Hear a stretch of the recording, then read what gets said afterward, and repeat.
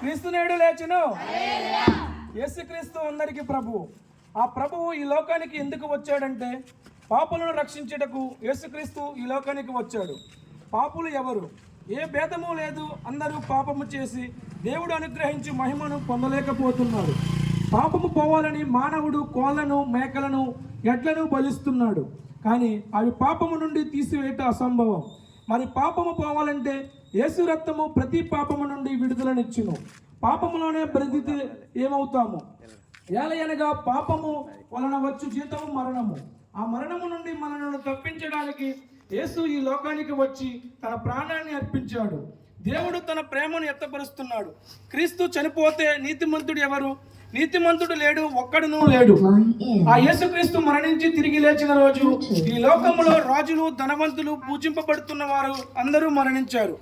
అందరూ సమాధిలోనే ఉన్నారు. కానీ యేసు ఒక్కడే సమాధిని అనగా మరణాన్ని గెలిచి తిరిగి లేచాడు.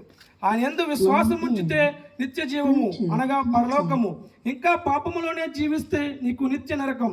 అందుచేత యేసయ్యను సొంత రక్షకునిగా అంగీకరించి ఆయన యందు విశ్వాసం ఉంచి దీవించబడాలని ఈ మాటలు మీకు తెలియజేస్తున్నాము. దేవుడు మిమ్మల్ని దీవించునుగాక.